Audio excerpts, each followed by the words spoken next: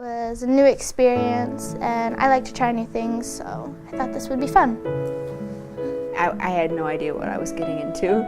You primarily see stained glass in big cathedrals and churches. I might have a symbolic meaning or a spiritual meaning. Originally, I started off my stained glass window just as an art project, really. And I didn't think it would require so many steps. Actually, I had this picture of like blacksmiths and pounding iron for some reason. I thought we were just gonna be like gluing the pieces together. We all chose patterns for our stained glass windows that meant something to us personally. Stained glass isn't created for its own beauty. It only becomes beautiful when it lets light shine through it. And I find that has a lot of parallels in life.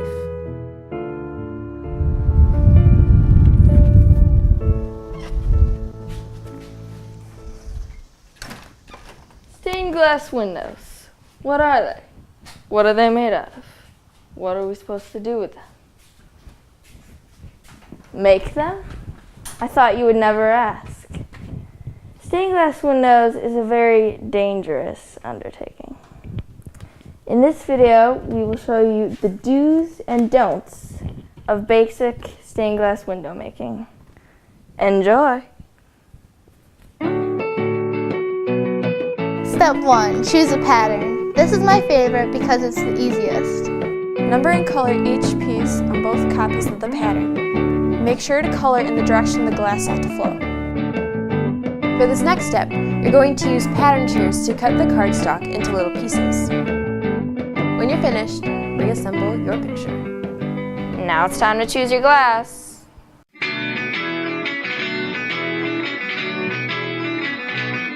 I've chosen my glass. Now it's time to get down to business.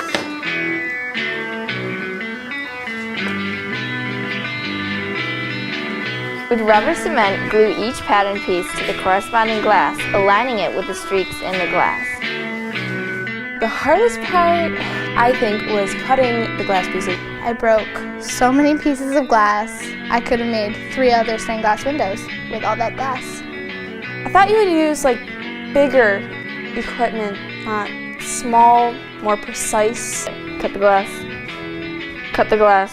Cutting the glass is not as easy as it looks. Some pieces are tough to crack.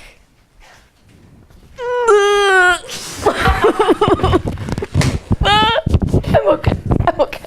For this step, you need a wheel cutter and pliers. You need to use your wheel cutter to score as closely as possible to your pattern and the pliers to break the glass. In the end, you're going to have glass pieces that you can reassemble into the original pattern. Safety is key when working with glass. Next, you're going to take each glass piece and grind the edges. My favorite part about stained glass window making is the grinder, because you just go over there and you put your piece up to it right close and you go. The next step is soaking the glass clean of the paper.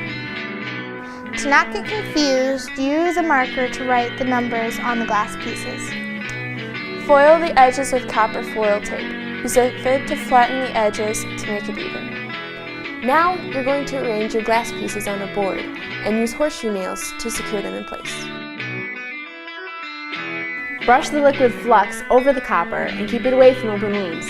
Now solder little dots on the joints to keep the pieces in place. Rip the nails out of the board. You're going to take your glass and you're going to solder each seam. Then flip it over and do it again. Then solder on the jump rings. It's time to clean the glass again. Clean the glass. Clean the glass. Clean the glass. Clean the glass. The next step is choosing the color of your solder, copper, black, or silver. If you use patina, it will turn the solder copper or black. Finally, place the wire through the rings to make a hanger. And congratulations, you have finished! Before I started this whole shindig, I thought it was going to be easy. It's not easy. It's hard. But because of that, like anything good in life, it's going to be worth it in the end.